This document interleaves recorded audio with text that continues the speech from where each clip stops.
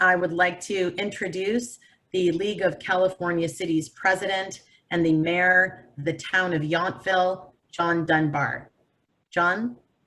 Jill, thanks very much. And thank you and welcome everyone to joining our call this morning. It's very much appreciated. During this pandemic, cities have stepped up by enacting emergency orders, establishing COVID-19 testing sites, protecting public health workers and residents, and supporting local economic activity to operate safely. These actions have saved lives and supported small businesses, but they have also resulted in significant unplanned expenditures that are depleting city budgets. At the same time, California cities are facing a devastating decline in tax revenues, a projected $7 billion in revenue shortfalls over the next 2 years that grow worse as ongoing public health orders remain in effect. Cities are already being forced to retool budgets, cut city staff, and reduce critical public services our residents depend on. In my tourist-focused town of Yountville in the Northern California Napa Valley, approximately 75% of our general revenues disappeared almost overnight as state orders shut down hotels, restaurants, retail, and other business activities. Despite the severe losses to our town budget, we allowed our shuttered hotel operators to defer hotel tax payments because of the closures, which happened to be during a time when we typically would see 80 to 90% occupancy. That stretched our limited fund balances even more. To support our other small businesses that were temporarily closed, then reopened with limited operations, we created a business support program to permit outdoor service so they could rehire employees and recover even a small portion of their regular revenues. Now we're at risk of losing the funding support essential for Napa County's COVID-19 mobile testing as we try to control our positivity rate and protect the health of our residents and our workforce. Our nation as a whole and the state of California is in a crisis. Our national leaders must return to the negotiating table and come to an agreement that provides cities of every population size direct and flexible federal resources to offset expenses and revenue shortfalls. We urge Congressmember Calvert to stand up for recovery in this region and all over California for that matter by supporting a return to negotiations and including $500 billion in direct flexible funding to local governments in this last, hopefully final coronavirus relief package. Federal relief is critical to local governments so we can maintain core services and guide the reopening and economic recovery in our communities. National economic recovery does not happen without a commitment from the federal government to address the significant and ongoing revenue shortfalls and skyrocketing costs that local governments have experienced. Cities have been told for months that our time will come.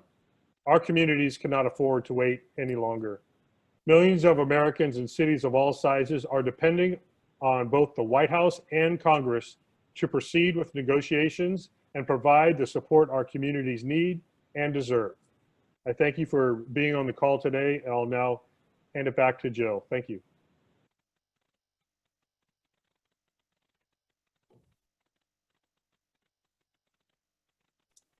Thank you very much, Mayor Dunbar. And now I would like to introduce Carolyn Coleman, the League of California Cities Executive Director. Carolyn?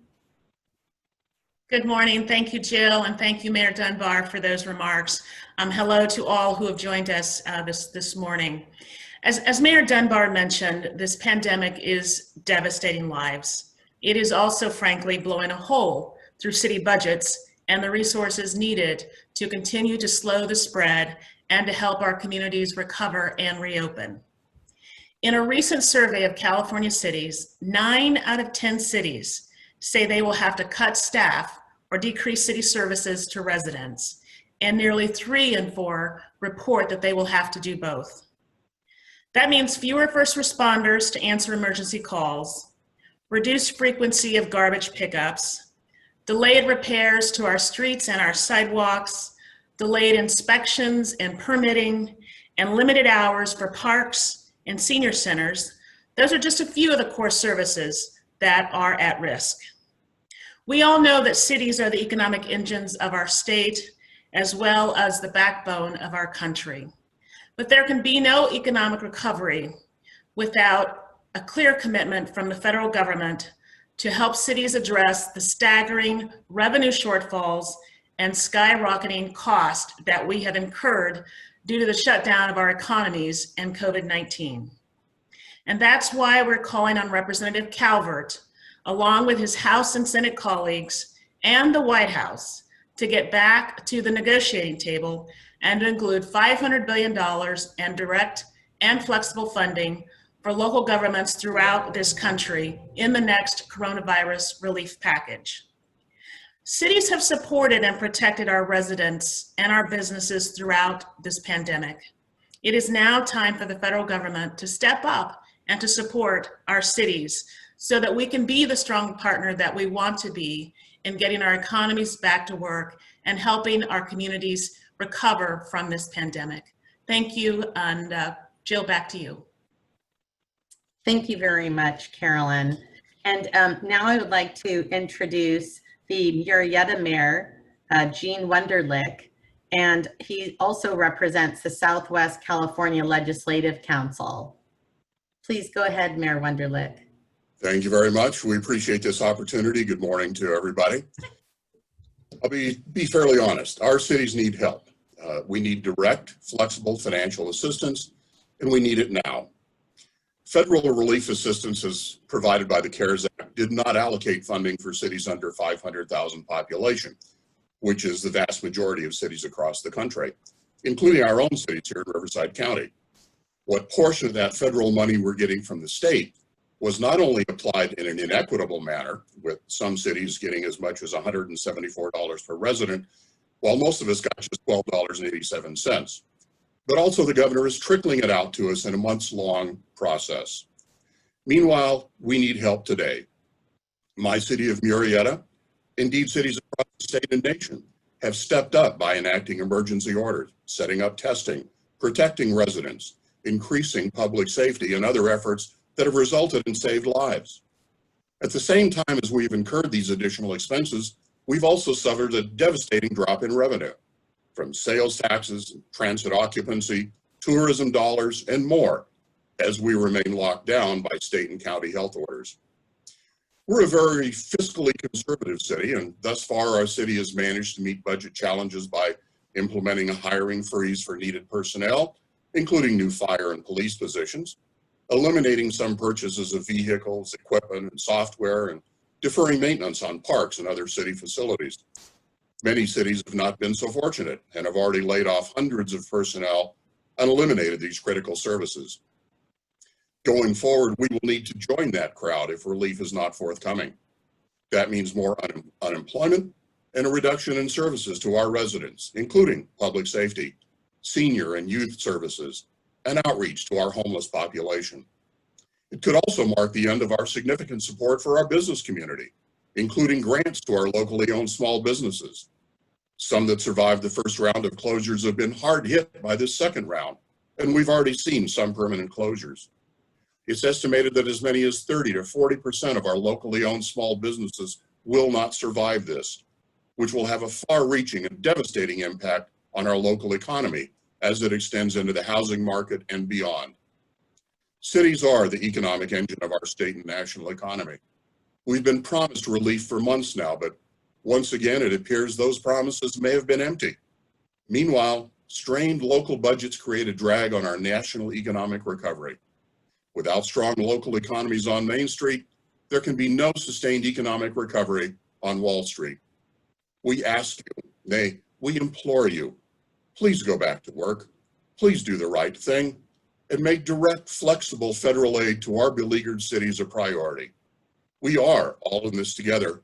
We need your help, and we need it now. Thank you for your consideration. Thank you very much, Mayor Wunderlich.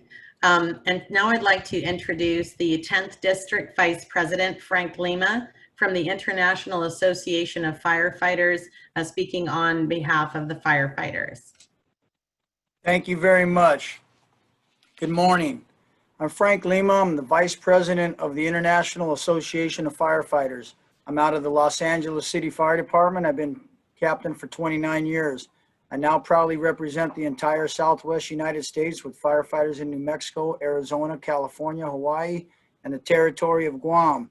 And to say there hasn't been an economic impact would be an injustice. Firefighters are on the front lines during this COVID-19 response, ensuring the health and safety of our community. We have not had the luxury of working out of our own homes or stopping what we do. We work 24 hours a day, 7 days a week, all year. It's clear that this pandemic is not going away.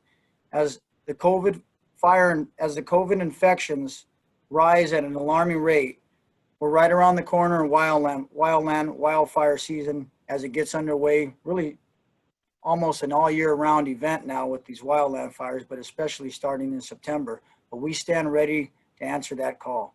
This would be a disastrous time for cities, counties to cut fire departments and city services. We need firefighters on the line to help mitigate this pandemic and be ready to contain the wildfires as they ignite.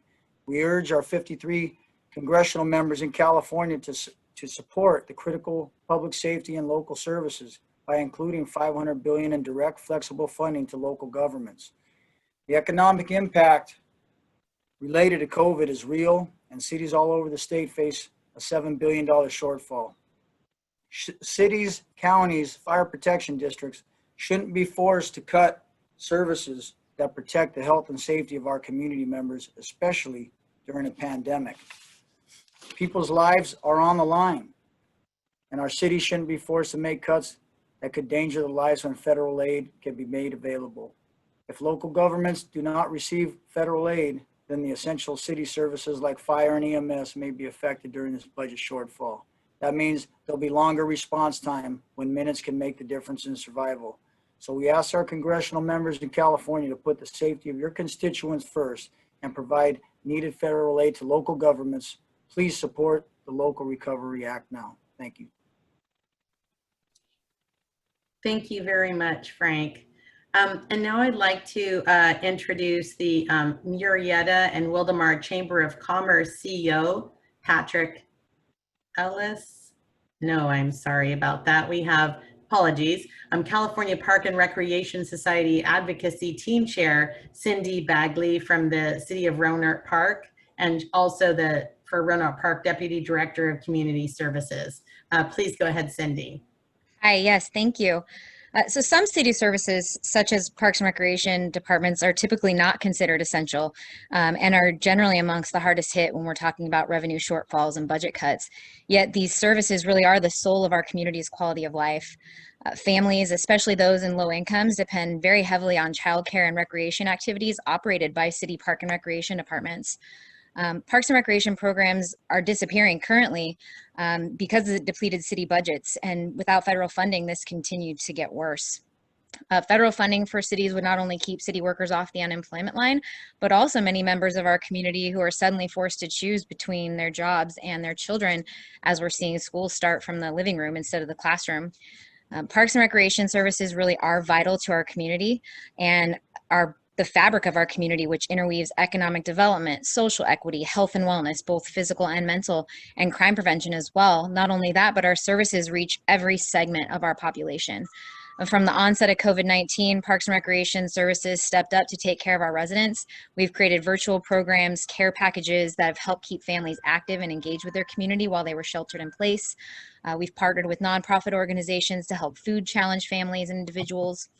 On top of that, our senior population has been identified as the most vulnerable segment in this pandemic. And while senior centers are shut down, Parks and Recreation Services are finding ways to stay connected to those folks so that we can help combat isolation and depression.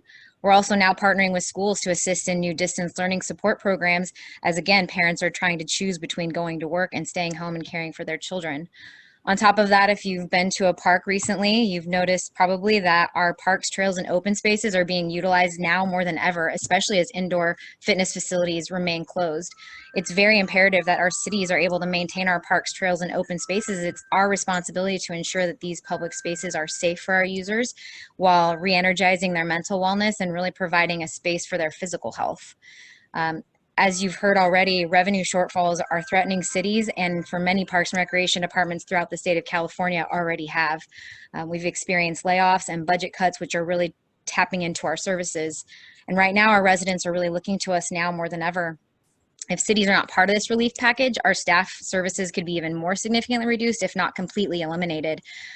We really can't let the soul of our California cities suffer. As we mentioned earlier, our parks and programs and services are really vital to our community, and this means that it's equal access services to low-income families, and by cutting these programs, we're leaving those families in need. We really need your support to continue offering our services to those who need us most. Our statewide mission, and really cities' missions in general throughout the state of California, is to make the lives of our residents better, both now and in our future. And I would argue that our communities have never needed us more than they do right now to help assist in making their lives better. So thank you for your consideration, and we really urge you to include cities in this federal relief package. Thank you very much, Cindy. And now I'd like to introduce Murrieta Wildomar Chamber of Commerce CEO, Patrick Ellis. Patrick? Thank you very much. I appreciate the opportunity. I'm Patrick Ellis, President and CEO of the Murrieta Wildomar Chamber of Commerce. I can't really say anything more than what was eloquently said prior to me. I will say though, from a Chamber of Commerce perspective, the reason that we align with the League of Cities and encouraging Congressman Calvert and all the representatives to get back to the table and start negotiating to get a deal done is just like in most of this country, the backbone of our country is small business. On the same side and walking hand in hand, the backbone of this country is the cities, the small cities that work with the individuals and the communities that they serve every single day. Without having cities supported, businesses get hurt, communities get hurt. So I implore that Congressman Calvert get back to the table, start negotiating and getting a deal done that provides direct and flexible funding to cities. Without having cities having that funding to be able to effectively get what's needed to be done in those cities, they're going to suffer. When you leave it to the state or the county, it cannot be as effectively done. So I encourage you to do so. We see that with sales tax going down, more purchases being done online, local communities suffer within that process. Same with all of the stay-at-home orders. You don't have as many people traveling as much, so your gas sales tax are down. Two of the biggest impacts that help cities on a day-to-day basis. And as Mayor Wunderlich mentioned, the transit occupancy tax that affects cities like Murrieta, like Temecula, like Yountville. These are huge aspects of what our day-to-days are, and without those right now, these are huge impacts. So getting those direct and flexible funding dollars to the cities directly are so critical. I implore you to get back to the table and get these negotiations done. And thank you for the opportunity. Thank you very much, Patrick. At this point, I'd like to throw it back to President and Mayor Dunbar to wrap it up before we go to Q&A. Thank you again, Jill. And thanks to everyone that has shared their perspective on this crisis that we find ourselves in. And it's been touched on before. We appreciate Member Calvert's support of the CARES Act and that funding that came to states, but only 6 out of 482 cities in California were qualified for that because of the 500,000 population requirement. That left, obviously, many of us in urban settings, rural, coastal, small communities like mine, which is under 3,000 residents, to larger communities, but under that threshold, to absorb these significant revenue losses and the unanticipated costs, and left to figure it out. It's been very challenging. We're now looking at other sectors like the renting tenant protection component to all this. We have workforce that's been out of work and barely getting back to work with the limited services that are now available in many of our counties. So we're seeing multiple layers of this crisis continue to build. The White House and Congress needs to act, as Mayor Wunderlich mentioned, It needs to be today. It needs to be right now. Every day, every week that goes by, these impacts are magnified. Cities are ready to act. We have already taken up the leadership role at the local level, but we don't have unlimited resources. We are standing ready for transparent use of federal funds. We have no problem with accountability. We will record and report how every single dollar is spent for that assurance that the money is going to the right places.